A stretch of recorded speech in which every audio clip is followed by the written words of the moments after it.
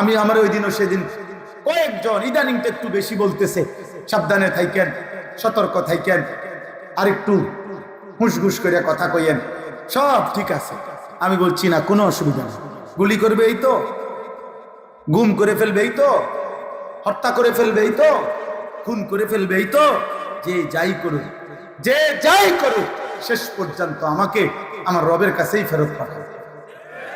আর আমার রব ইনসাফ করবে, আমার মালিক তো ইনসাফ করবে। তো আমি তো আমার মালিকের ইনসাফ চাই, আমি ওনার কাছে না ঠকলেই তো হইল। কথা বলেন, আমি না ঠকলেই তো হইল। এই তোমরা যারা যুবক বাবা, এখন তোমরা ভালো আছো, যারা সুস্থ আছো, খোদার কসম আল্লাহর দয়ায় সুস্থ আছো, কোন দলের কৃপায় না, কোন নেতার অনুগ্রহে না। সে যে দলের নেতাই হোক, কোন নেতা তোকে ভালো রাখে না রে আব্বা। ভাত মাছ চাইলেন তোকে ভালো রাখে না রে বাবা। ভাত খাইলে বেশি মোটা হয় না, অভাবী অভুক্ত কত মানুষ আছে স্বাস্থ্যবান, আবার হাজার কোটি টাকার মালিক, এ তো হুবেন না।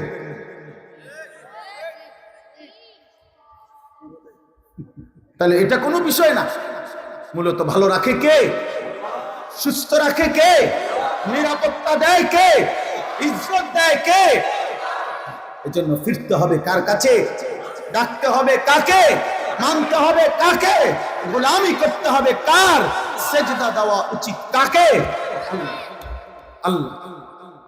যেন আল্লাহকে সেজদা দেয়, দামি হইল, দামি হইল।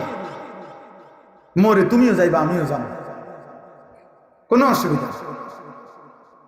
আমি আমার আল্লাহ, আমার শায়েখ আল্লামা মুফতি মুশতাকুর নবী কাসিমি হুজুর আমার বহুদিন বলছে এই কথা, আমার এই কথা খুব কলিজার থাকে। হুজুরে বলছে মা বাইনি ওয়া বাইন আল্লাহ, বলছে মাওলানা আমার মাঝে আর আল্লাহর মাঝে, এই কথা মনে রাখবেন যে নিজেকে নিজে বলবেন আমার সাথে, আমি আমার আল্লাহর সাথে আমার মুআমালা সাফ। আমার আল্লাহ জিজ্ঞাসা করলে আমি মিথ্যা বলবো না, আমি মিথ্যা বলি নাই, আমি অন্যায় করি নাই, আমি দুর্নীতি করি নাই, আমি হারাম করি নাই, আমি নাফরমানি করি নাই। আল্লাহ আমি আপনার গোলামি করতে চেয়েছি, আপনার কথা বলতে চেয়েছি। হুজুর বলেন এটা যদি নিজে আল্লাহর সাথে সাফ রাখতে পারেন মুআমালা, তাইলে গোটা পৃথিবী কে কি বলে আর কে কি করে, মূল্যায়ন করে না অবমূল্যায়ন করে, ইজ্জত করে না অপমান করে, গালি দেয় নাকি ফুল দেয়, কিচ্ছু চাইবেন না, আসমানওয়ালার সাথে সম্পর্ক ঠিক করেন, রবের সাথে মুআমালা ক্লিয়ার করে। দুনিয়া তো আপনারা স্লোগান দিয়া বাহাবা দিল, আসমানওয়ালা বলল আমি সব জানি, তখন কথা বলে না, তখন কি হবে আব্বা? তখন কি হবে?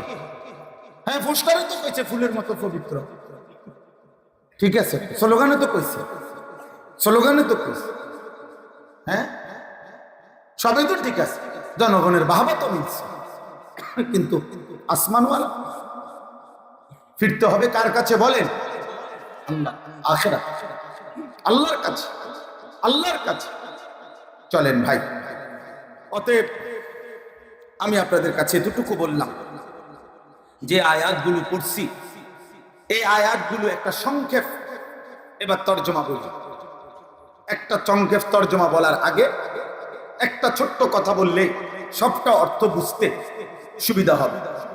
আমাদের প্রিয় নবী সাল্লাল্লাহু আলাইহি ওয়াসাল্লাম মক্কা থেকে মদিনায় হিজরত করার আগে, খুব সংক্ষেপে বলতেছি, সাহাবায়ে কেরামকে এক হিজরতের আগে, মদিনায় যাওয়ার আগে আবিসিনিয়া, হাবাসা, আফ্রিকার একটি অঞ্চল, সেখানে আল্লাহর নবী সাল্লাল্লাহু আলাইহি সাল্লাম সাহাবায়ে কেরামকে মক্কাবাসীর জুলুমের নির্যাতনের অত্যাচারে ওনাদেরকে হিজরত করাইয়া ওইখানে পাঠাইছিলেন। বলছিলেন নিজেদের ঈমান, জান, মাল, ইজ্জত বাঁচাবার জন্য। তো ওই জায়গাটার নাম হলো আবিসিনিয়া, হাবাসা। তো ওইখানে যখন সর্বোচ্চ দুইবারে সর্বোচ্চ ৭২ জন থেকে ৭৪ জনের মতো সাহাবী সেখানে গেছিলেন। তো এই ৭২ জন এবং ৭৪ জন সাহাবীরা প্রতিনিয়ত ওই হাবাসা, ওরা খ্রিস্টান ছিল, ওদের বাদশাহ নাজ্জাশী সেও খ্রিস্টানই ছিল, তাদের কাছে আল্লাহর কালেমার দাওয়াত দিছে, কোরআন পড়ে শুনাইছে, এবং ওই বাদশাহ নাজ্জাশী এবং তার দরবারের গুরুত্বপূর্ণ কিছু ব্যক্তি কালেমা পড়ছে। সুবহানাল্লাহ। এই হাবাসা আবিসিনিয়ার কিছু লোক, এর মধ্যে রাসূলুল্লাহ সাল্লাল্লাহু আলাইহি সাল্লাম মক্কা থেকে মদিনায় হিজরত করে গেছে। হিজরতের ৭ম বছর। কথা কও ছোট মিয়া, আব্বা কথা কইও না, তোমরা আরো সময় আইব না, হও সম্মান করো। একটা হাসি দিচ্ছে, আল্লাহ কবুল করে। জি, তো হিজরতের পরে আমাদের নবী সাল্লাল্লাহু আলাইহি সাল্লাম মদিনায় যাওয়ার ৭ম বছর খায়বারের যুদ্ধ করেছিলেন ইহুদিদের সাথে। চূড়ান্ত লড়াই করে মদিনার সীমানা থেকে ইহুদিদেরকে খায়বার নামক অঞ্চল থেকে চূড়ান্তভাবে বিতাড়িত করছিলেন। এই খায়বারের যুদ্ধ যখন শেষ অবস্থায়, তখন ওই আবিসিনিয়া থেকে সাহাবায়ে কেরাম যারা এতদিন যাবত ওইখানে ছিল, ওনারা চূড়ান্তভাবে আবিসিনিয়া ছেড়ে মদিনায় চলে আসছে। এতদিন যারা ওইখানে ছিল, তো ওনারা যে আসছেন মদিনায় ফিরে, ওনাদের সাথে আবিসিনিয়ারও কিছু লোক ওই অঞ্চলে যারা খ্রিস্টান থেকে মুসলমান হয়েছে, ওনারাও নবীজির সাথে সাক্ষাতের জন্য মদিনায় আসছে। আসার পরে তারা দুইটা প্রস্তাব দিছে, দুইটা কথা বলছে আর কি নবীজির সামনে আসে।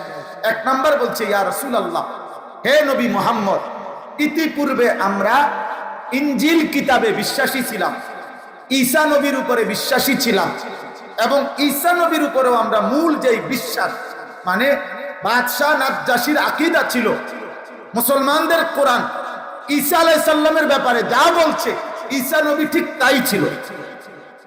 কথা বুঝছেন কিনা? অর্থাৎ শিরকি আকীদা ছিল না তাদের। তো বলছে যে আমরা ঈসা নবীর অনুসারী যখন ছিলাম, তখনও আমরা তাওহীদ, আল্লাহর একত্ববাদকে মানতাম।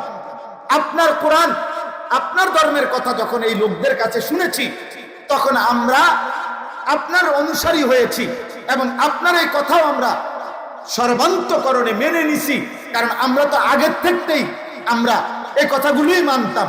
বাকি এখন আপনাকেও মানছি, আপনার কোরআনকেও মানছি, ইসলামকেও মেনেছি।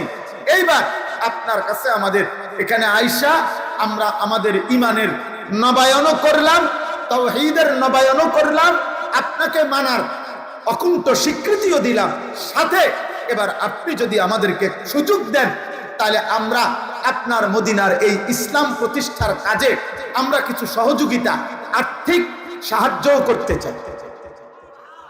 তো আল্লাহ তাআলা তাদের এই আর্থিক সাহায্য, তাদের পূর্ব থেকেই তাদের আগের ধর্মের পূর্ণ বিশ্বাস, আমাদের নবীরও পূর্ণ গ্রহণ, এই কথা একসাথ করে আল্লাহ এই আয়াতগুলোতে তাদের প্রশংসা করে আল্লাহ বলছেন, আমি আল্লাহ ওয়াদা দিলাম এমন ইমানদার যারা আগেও তাওহীদ মানছে, আগের ধর্মের মধ্যে থাইকা এখন আমার নবীকেও গ্রহণ করছে, কোরআনকেও গ্রহণ করছে, আমি তাদেরকে প্রত্যেক আমলের বদলায় দ্বিগুণ দ্বিগুণ নেকি দিতে থাকবে।